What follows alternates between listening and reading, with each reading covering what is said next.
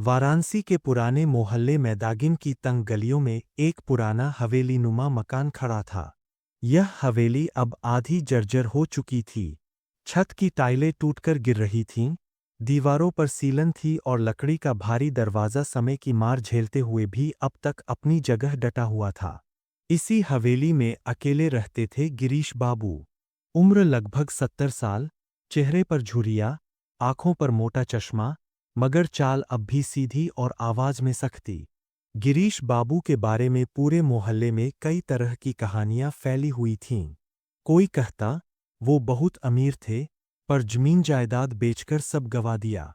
कोई कहता उनका बेटा उन्हें छोड़कर विदेश चला गया।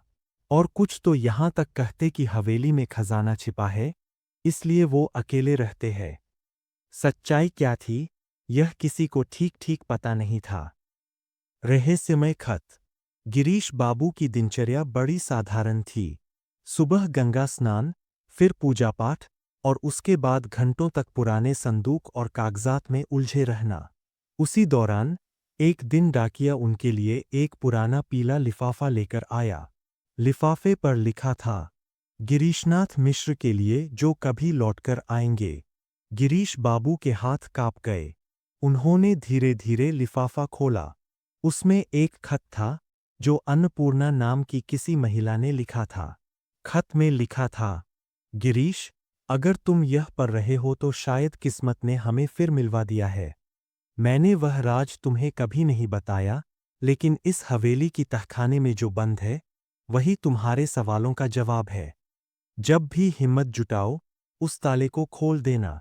गिरीश बाबू की आंखों में आंसू आ गए।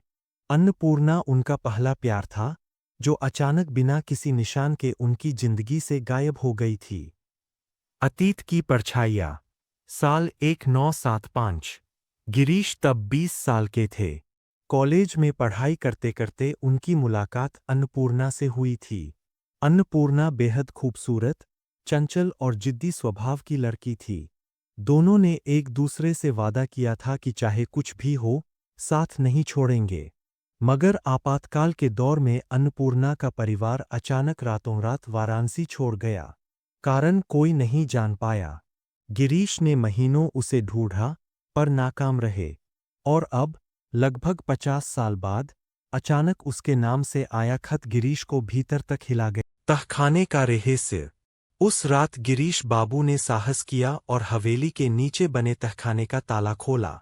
अंधेरे और धूल से भरे तहखाने में लकड़ी का एक बड़ा संदूक रखा था। संदूक खोलने पर उन्हें पुराने कपड़े, कुछ किताबें और ढेर सारे पत्र मिले। पत्र सभी अन्नपूर्णा के लिखे हुए थे। हर पत्र में उसने अपनी मजबूरी, दर्द और गिरीश से बिछड़ने की वजह लिखी थी। असल में उसका परिवार राजनीतिक साजिश में फंस गया था। उनके पिता एक गलत केस में फंसकर जेल चले गए थे। मजबूरी में परिवार को शहर छोड़ना पड़ा।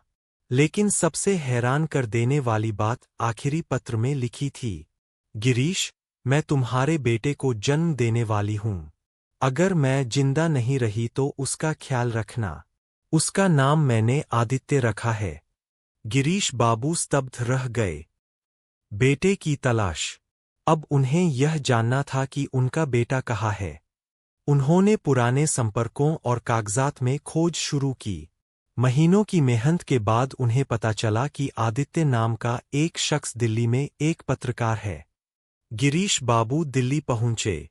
वहां जाकर उन्होंने आदित्य से मुलाकात की। आदित्य लंबा चौड़ा, आत्मविश्वासी युवक था। उसने गिरीश को देखकर पहले संदेह से देखा। गिरीश ने जब उसे अन्नपूर्णा के खत और तस्वीरें दिखाईं, तो आदित्य की आंखें भर आईं। तो आप मेरे पिता हैं। गिरीश बाबू के लिए यह पल जीवन का सबसे बड़ा सुख था। संघर्ष और साजिश। लेकिन कहानी यही खत्म नहीं हुई। आदित्य ने बताया कि उसकी मां, अन्नपूर्णा, कई साल पहले अचानक गायब हो गई थी और उसकी मौत की कभी पुष्टि नहीं हुई। आदित्य को शक था कि उसके नाना जिन राजनीतिक षड्यंत्रों में फंसे थे, उसी में अन्नपूर्णा को भी मिटा दिया गया। अब गिरीश और आदित्य दोनों ने मिलकर सच जानने की ठानी। जांच पड़ताल में उन्हें पुराने दस्तावेज मिले, जिनसे पता चला कि हवेली की जमीन पर कुछ ताकतवर लोग कब्जा करना चाहते थे। उन्हीं लोगों ने अन्नपूर्णा को रास्ते से हटाया। बदले की आग। गिरीश और आदित्य ने सबूत इकट्ठा करके अदालत में पेश किए। सालों पुराना केस फिर खुला। धीरे धीरे सच सामने आया कि एक बड़े नेता ने लालच में अन्नपूर्णा के परिवार को बर्बाद किया। मामला मीडिया में आया और पूरे देश का ध्यान खींचा। आदित्य ने अपनी पत्रकारिता से सच्चाई को लोगों तक पहुंचाया। भावनाओं का मिलन। जब केस का फैसला गिरीश और आदित्य के पक्ष में आया, तो गिरीश बाबू की आंखों में आंसू थे। बेटा, मैंने जिंदगी भर तुम्हारी मां को ढूंढा और आज तुम मिल गए। यही मेरे जीवन की सबसे बड़ी जीत है। आदित्य ने गले लगाते हुए कहा, पिताजी, आप अकेले नहीं हैं। अब हम साथ रहेंगे। हवेली का नया अध्याय। कई महीनों बाद हवेली की मरम्मत हुई। तंग और सुनसान हवेली अब हंसी खुशी से भर गई थी। आदित्य ने दिल्ली की नौकरी छोड़ दी और वाराणसी में रहकर पिता के साथ नया जीवन शुरू किया। गिरीश बाबू हर शाम हवेली की छत पर बैठते, गंगा की ओर देखते और आसमान में तारों से बात करते। अन्नपूर्णा, देखो, तुम्हारा बेटा अब मेरे साथ है। मैंने वादा निभा दिया। उनकी आंखों में संतोष था।